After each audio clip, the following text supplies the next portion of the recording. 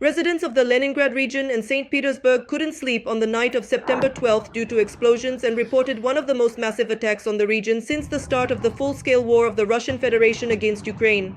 In photos published online, smoke can be seen rising above the Primorsk port area. According to the governor of the Leningrad region, Alexander Drozdenko, drones struck the oil port of Primorsk. One of the ships caught fire. The open fire on the vessel at the Primorsk port has been extinguished. There is no threat of flooding or oil product spills. The governor added that a fire at a pumping station in Primorsk was also extinguished. There was unrest in other regions of the Russian Federation as well. The cover plan was implemented at the airports of Pulkovo, Yaroslavl, Kaluga, Ivanovo and Pskov. There is chaos at Pulkovo airport. About 30 flights are already delayed and 13 have been cancelled. Residents of Smolensk are also reporting explosions. According to preliminary information, a strike was carried out on the Lukoil oil depot there. Maybe you should at least close it. What if something falls on Lukoil right now? No, we're sleeping now. Alright. So right on Lukoil then, the Russian Ministry of Defense reported that air defense allegedly shot down more than 220 drones overnight. Earlier, Ukrainian President Volodymyr Zelensky, after Russia's massive strikes on Ukraine, stated that retaliatory strikes would not be long in coming.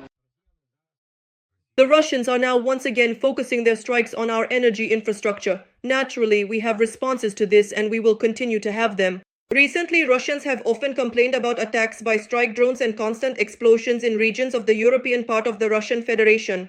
A coalition of European leaders managed to convince US President Donald Trump that Russia is not interested in ending the war, and therefore it is necessary to put pressure on it to force it to come to the negotiating table, writes Politico. Now the parties are negotiating how exactly to do this.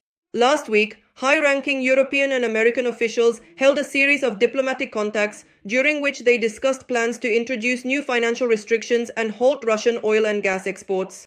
The European Union is now finalizing work on a new 19th package of sanctions against Russia. However, participants in the negotiations say privately that the most effective measures need to be taken in partnership with the United States. The Trump administration prefers trade tools such as tariffs on European authorities and sanctions against companies that cooperate with the Kremlin. Donald Trump has repeatedly warned that he may reconsider his approach to Russia if he sees that Moscow refuses to end the war against Ukraine. At the same time, the White House is increasing pressure on countries that help Moscow finance the war. In August, the US imposed 50% tariffs on Indian goods, partly due to the export of Russian oil, and Russia began offering the country cheaper oil. Meanwhile, Polish Foreign Minister Radosław Sikorski stated that the incursion of Russian drones into Poland was not a mistake. On the night when 19 Russian drones flew over Poland, more than 440 missiles flew over Ukraine. These were not mistakes. The head of Poland's Ministry of Foreign Affairs arrived in Kiev on September 12th. On the same day, Prince Harry arrived in the Ukrainian capital for a previously announced visit. The Guardian reports that Harry is visiting Kiev at the invitation of the Ukrainian government.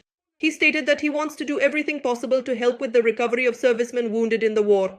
A day earlier, the special representative of the US President General Keith Kellogg arrived in Ukraine. In Kiev, he met with the President of Ukraine, Volodymyr Zelensky. As the Ukrainian leader reported, they discussed various avenues of cooperation, how to achieve real peace and guarantee Ukraine's security.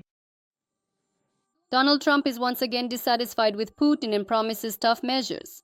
The American president assures that his patience with Vladimir Putin is running out quickly. He made the corresponding statement in an interview with Fox News. The reporter asked what tougher measures against Putin would look like.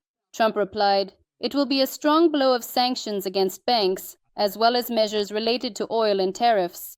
At the same time, the US president assured that he had already done a lot to punish Russia, mentioning his tariffs against India, which in reality did not make that country give up Russian oil. At the same time, Japan has decided to lower the price cap on Russian oil from $60 to $47.50 per barrel, according to Reuters. Thus, the country will introduce additional sanctions regarding frozen assets and export controls on legal entities in Russia and other countries, in order to join international efforts to achieve peace in Ukraine. The European Commission, on Wednesday, September 17th, is preparing to introduce the 19th package of sanctions against Russia. It is noted that the new package of sanctions aims to increase pressure on Russia in response to the full-scale invasion of Ukraine. The sanctions will target Russia's shadow fleet, the banking system, and impose additional restrictions on the sale of Russian oil. Russia's economy continues to slow sharply, writes Bloomberg. Growth in the first 7 months of 2025 was close to the lower end of the central bank's forecast of 1 to 2%. Economists warn that the results for the entire year may fall below this range. Chechen dictator Ramzan Kadyrov, due to worsening health problems, has begun to constantly use a urine bag and has almost withdrawn from direct management of the republic. This was reported by Novaya Gazeta Europe, citing a source from the FSB administration in the Chechen Republic. According to the publication, in February 2025, there was another crisis after which he was fitted with a nephrostomy. Doctors recommend that such patients avoid physical exertion and sudden movements. In August, Kadyrov held only one meeting and only one appointment in his office. On July 25th, the media reported that at that time, Kadyrov nearly drowned at a resort in Turkey. Back in 2024, the publication Novaya Gazeta Europe reported that Kadyrov had been suffering for more than 5 years from a disease with a mortality rate of up to 80%, pancreatic necrosis. On May 6, 2025, Kadyrov stated that he had asked the Russian dictator Vladimir Putin to dismiss him from his position. Novaya Gazeta Europe wrote that in light of his illness, Kadyrov is preparing for a transfer of power in Chechnya and has appointed his underage son Adam as his successor. The YouTube channel Popular Politics analyzes the situation. The FSB in Chechnya keeps a close watch on Kadyrov's unstable condition and closely monitors his health through their agents within his inner circle. On September 1st, the Telegram channel VCHK-OGPU published a fragment of official footage showing the head of Chechnya, Ramzan Kadyrov, visiting an educational center, accompanied by the following commentary. He couldn't walk at all. He couldn't even take a few steps. He could barely stand as well. He constantly needed assistance. A little later, the Telegram channel published another video, a fragment of official footage showing Ramzan Kadyrov welcoming champion Khamzat Chimaev at the Grozny airport. In the footage, Kadyrov is seen moving for about 2 seconds. VCHK-OGPU notes that every step was extremely difficult for the head of Chechnya. Germany wants to tighten the visa regime for Russians in the Schengen area. A document prepared by Berlin as part of the development of a new sanctions package contains a demand for the European Commission to fully implement the 2022 recommendations. They stipulate that visas for Russian tourists should be significantly reduced, writes the German tabloid Bild. Nevertheless, in 2024, Russian citizens were issued about 542,000 short-term visas for trips to European countries and other Schengen states, including Switzerland, which is about 20% more than in 2023. Tourists from Russia have flooded the resorts of France, Italy, and Greece. That is why European countries have decided to deprive Russians of their favorite vacations, writes the Italian press. In the Eastern EU countries, there has long been criticism about the unacceptability of wealthy Russians basking in the sun on Mediterranean beaches of EU countries, while countless people are dying in Ukraine as a result of Russia's war of aggression. Russians are not welcome in Turkey either. After Russia's invasion of Ukraine in 2022, Turkish hotels even introduced an option for guests to stay in hotels where there are no Russians. At the same time, Poland has suspended traffic through all border checkpoints with Belarus.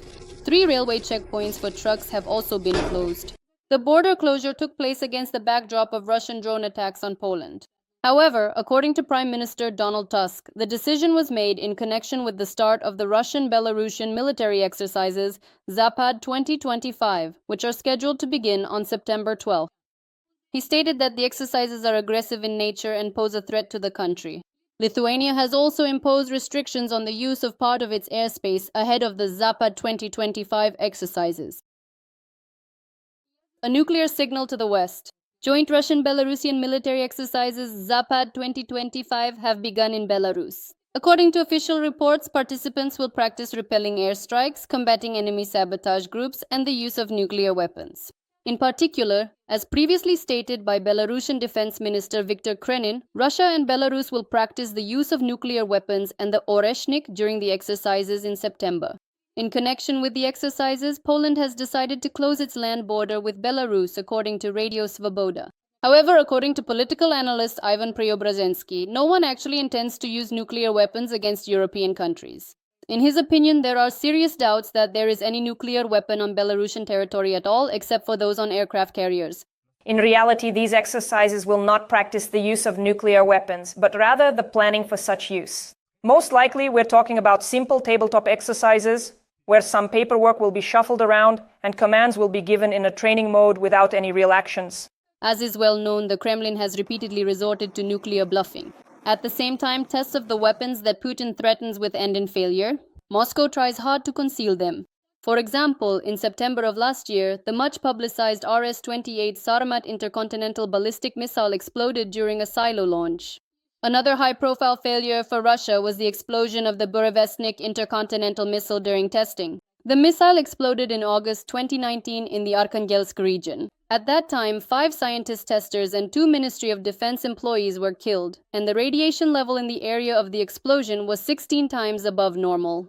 The launch of Putin's new pride, the so-called Oreshnik, on February 6, 2025 also ended in disaster for Russia. According to Forbes, the second missile of this type, which could have been aimed at Kyiv, exploded before even crossing the border. The publication notes that it is impossible to confirm the failed launch, but such an accident is not surprising. Ukrainian military political scientist Kirill Sazonov claims that the Oreshnik was unable to fly far and exploded in Russia.